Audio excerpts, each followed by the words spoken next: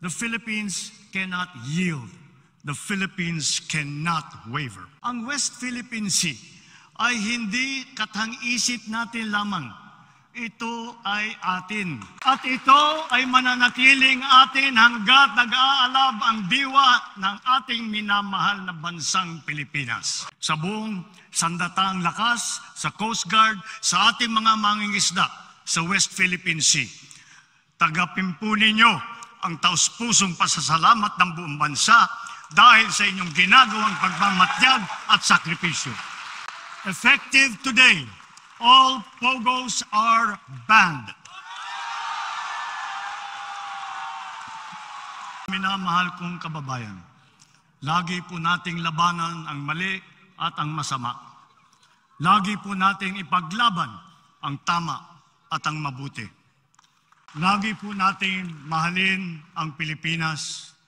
Lagi po nating mahalin ang Pilipino. In our international relations, we have faced challenges to our territorial sovereignty, and we will assert our rights and interests in the same fair and pacific way that we have always done.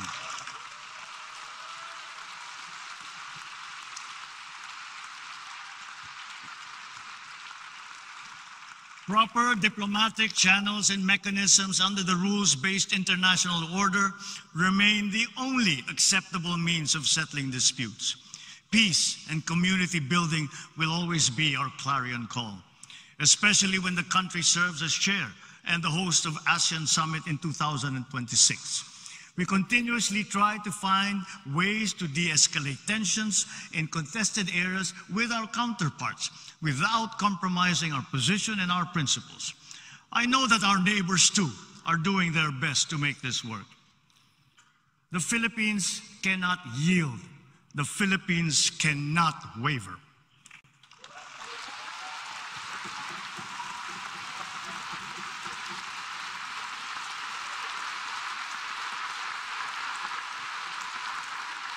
We are now more conscious as a people and strategic in heightening our aerial and maritime domain awareness. We are continuing to strengthen our defensive posture, both through developing self-reliance and through partnerships with like-minded states. Ang West Philippine Sea ay hindi katang-isip natin lamang. Ito ay atin. Ito ay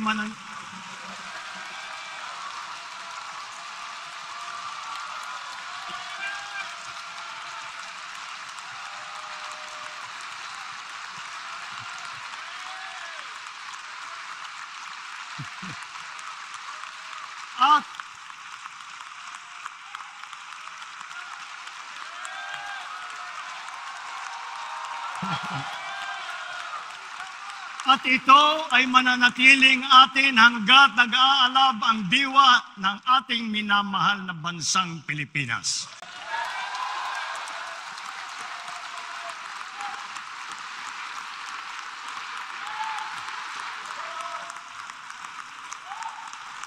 Pagtitibayin at palalaguin natin ang kamalayan at kaalaman ng buong bansa at titiyakin na maipapasa natin ito sa kabataan at ating susunod na mga salinlahi.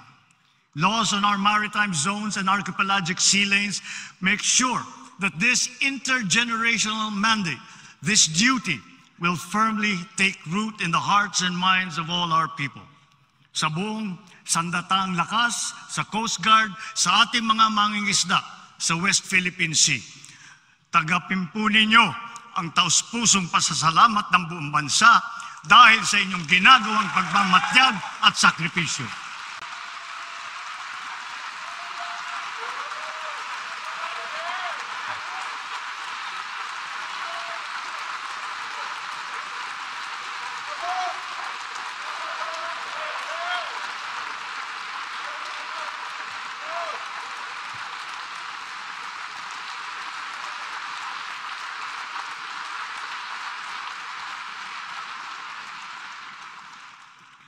Po, naririnig po namin ang malakas na sigaw ng taong bayan laban sa mga pogo.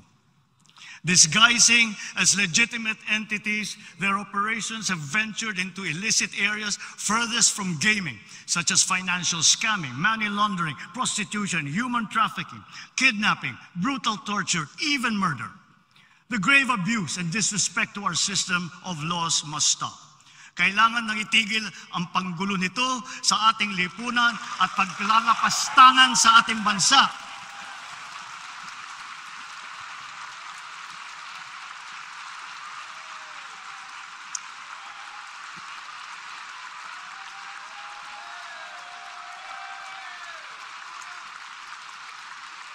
Effective today, all POGOs are banned.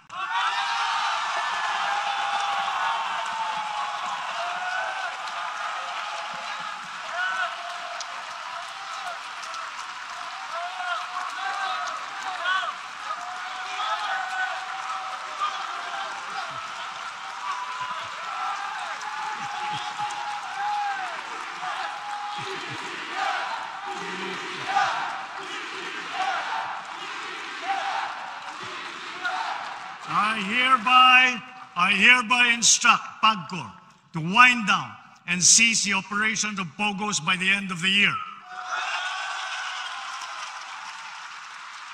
The DOLE, in coordination with our economic managers, shall use the time between now and then to find new jobs for our countrymen who will be displaced.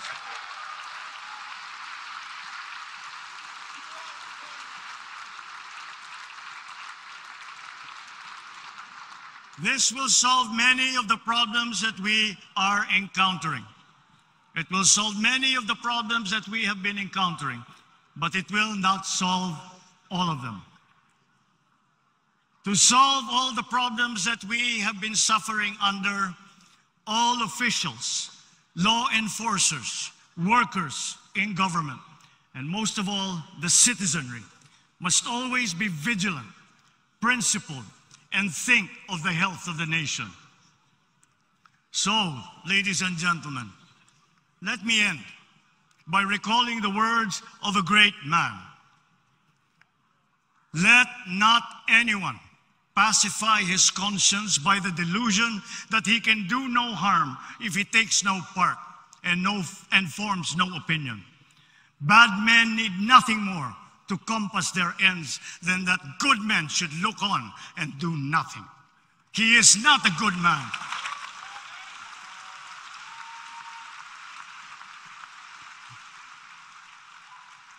He is not a good man who, without a protest, allows wrong to be committed in his name.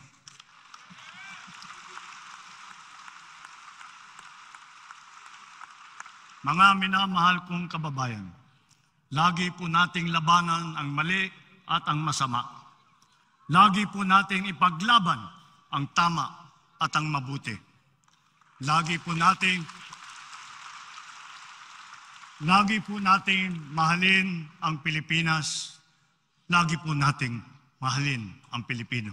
Mabuhay po kayo at mabuhay ang bagong Pilipino. Maraming salamat po.